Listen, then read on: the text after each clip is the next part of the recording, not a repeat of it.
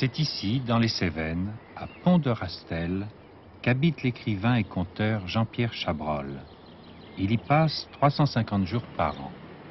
Son tout jeune Danois, 5 mois, s'appelle Tibère.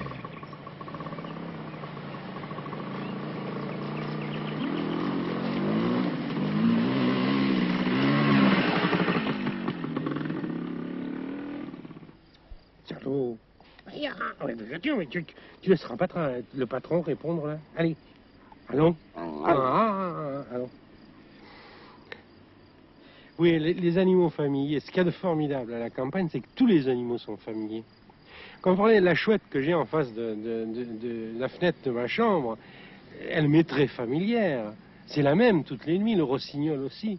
Et le matin, le réveil à la campagne, c'est que ça commence par le chien qui commence à trouver qu'on dort trop, le chat qui miaule derrière la porte, et vous savez, je connais rien de plus délicieux que de se lever le matin à 5 heures du matin, de faire son café dans une maison où on dort, et où vous sentez les sommeils des enfants, des gens comme ça, avec le chat qui a un miaulement spécial, qui vient se frotter à vos mollets pendant que vous faites le café. Bon. Ensuite, il y a déjà les cabris qui bêlent, parce que la nuit, on les sépare de leur mère, hein, sans quoi ils les laisseraient pas dormir. Les chèvres qui vous réclament, alors il faut aller traire, parce que les chèvres souffrent quand le pied est trop rempli. Quand vous allez traire, en passant, vous allez donner le grain aux poules, vous allez donner l'herbe aux lapins, ce qui fait que votre réveil du matin, c'est l'arche de Noé. Vous voyez? Et c'est très familier, votre vie est rythmée par les animaux. Si vous avez des invités que vous les servez en retard, c'est pas très grave, hein? Mais les animaux doivent être servis à l'heure. Moi, j'avais des chevaux avant ici. J'étais le matin pour leur porter à boire. Je traversais. Il y a un truc très marrant parce que vous savez qu'à la campagne, il y a des phrases clés comme ça. Tous les matins, à 6 heures du matin, je traversais le chemin avec mes 2 seaux pour aller donner à boire à mes chevaux. Et tous les matins, il y a un mineur qui passait sur son vélo et qui me disait régulièrement « Alors, tu es tombé du lit ce matin ?» Et pendant 2 ans, il ne s'est jamais habitué à ce que moi, réputé intellectuel, ayant vécu à Paris, je puisse me lever à 6 heures du matin. Et les animaux sont eux, l'heure c'est l'heure. Finalement, c'est eux qui commandent. Une maison comme la mienne, avec les chèvres, avec les poules, avec les lapins, elle est réglée sur l'horaire des animaux. Et même mes bouquins, finalement, je les fais entre-temps. Je m'arrête d'écrire parce que c'est l'heure d'aller traire, par exemple, où il faut bien. Et puis, il vous oblige à un joli rythme. Je suis obligé de me coucher plus tôt. Mais se lever le matin, c'est parce qu'il y a les chèvres et parce qu'il y a tous les animaux que je profite de cette chose extraordinaire qu'on oublie maintenant. C'est le lever du jour le matin, le lobe à la campagne. Ça, c'est une chose que les animaux vous réapprennent. Et puis, il ne faut pas oublier qu'il y a les autres animaux dont on profite aussi, qui sont les poissons, les truites, etc. Et tout ça, ce sont des animaux familiers. Pourquoi les animaux familiers seraient seulement ceux à qui on met un collier avec son nom dessus? Oui, est-ce qu'il n'y a quand même pas des rapports un peu privilégiés avec le chien, avec le chat, avec tout de même? Si, c'est sûr. Ouais. C'est sûr. Par exemple, moi, mon chien, il est tout petit encore, mais c'est formidable. Vous avez vu comme il comprend tout, comme il est chouette, comme il est même indulgent. Des fois, j'ai l'impression qu'il me regarde d'un air de dire qu'est-ce que tu peux être gamin pour ton âge, toi, alors?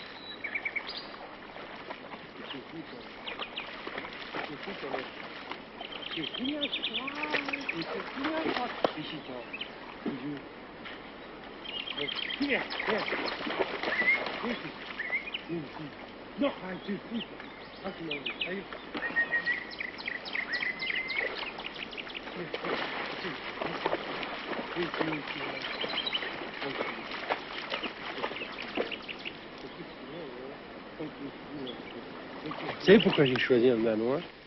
Avant lui, il y avait un autre chien qui m'avait été donné par un voisin du village, par André Chapon, qui était un très joli chien qui n'avait aucune race, intelligent et que j'adorais. Mais vraiment, j'adorais ce chien qui n'avait strictement aucune race. C'était le chien roturier, c'était le brave chien qui descendait d'une chienne de berger étonnante, d'une intelligence folle. Et il est mort. Il a été empoisonné. Il y a eu 5 chiens du village qui sont morts le même jour, empoisonnés à la strychnine. On ne sait pas trop si c'est quelqu'un ou si c'est... il y a des empoisonnements pour les renards, je sais pas. Enfin, les 5 chiens sont morts. Et j'ai eu tellement de tristesse, mais vraiment une tristesse affreuse. J'ai dit, vous savez, un coup de colère. Je dis, allez, après tout, pourquoi pas? Je vais me payer le plus beau chien qui existe. Cette fois-ci, je le veux magnifique, je le veux énorme, je le veux splendide, je veux un chien moyenâgeux. Je veux un chien tellement beau que les gens, ils oseront plus, ils se diront, celui-là, il vaut tellement cher que si on l'empoisonne, on aura des histoires. Alors je me suis choisi ce chien, puis j'ai toujours rêvé d'avoir un danois.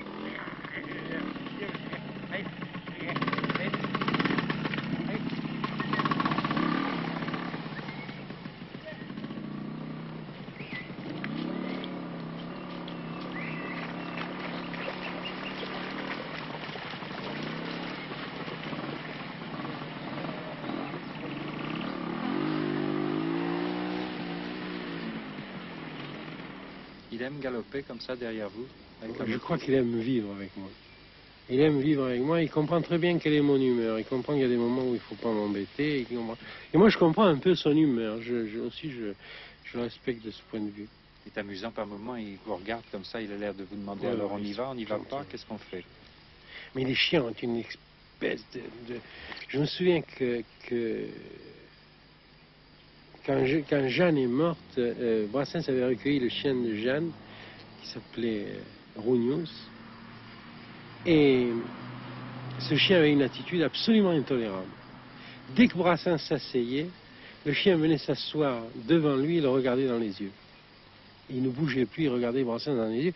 Et Brassens ne savait pas où se mettre. Ce chien lui disait, où est Jeanne? Et c'était intolérable. Dès qu'il se posait quelque part, le chien venait et le regardait comme ça. C'est impossible. Qu'est-ce que c'est ça? Qu'est-ce que c'est ça? Oh, qu'est-ce que c'est ça? Oh, putain, prends.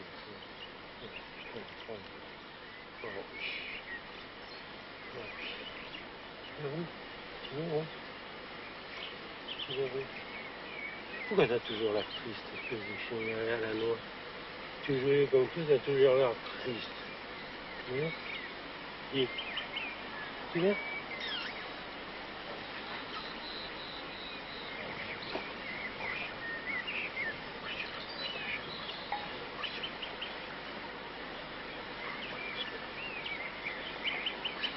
T'es fou, non? T'es fou, toi. T'es fou, non? Qu'est-ce que tu fous, toi? Ah, qu'est-ce que tu fous, toi?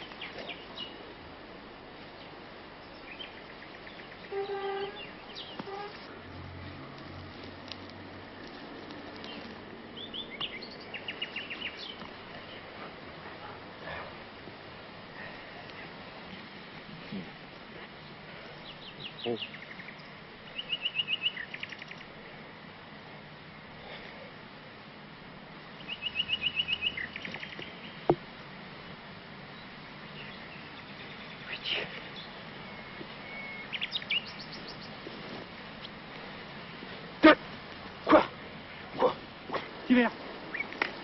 Tiber, viens ici.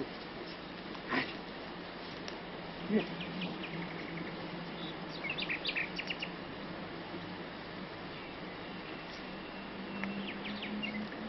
Il accepte de rester tranquille aussi? Ouais, ça dépend des moments. Il y a des heures pour rester tranquille, puis des heures pour jouer. Mais quand je travaille dans mon bureau le matin, il exige d'entrer, mais il sait qu'il ne faut pas me déranger. Alors il se couche à mes pieds, quelquefois il rêve. Il doit rêver qu'il poursuit des animaux fantastiques, alors il jappe, c'est très très joli. Mais il me dérange jamais. Et puis il sait que quand j'ai fini, moi aussi j'ai besoin de me détendre. Alors on va dans le pré, puis on joue. C'est le chien Tibère, il s'appelle Tibère. Et dans le mas où je vis, il y a toujours eu un chien Tibère. Tous les chiens se sont appelés Tibère. Et le mas date de 1321.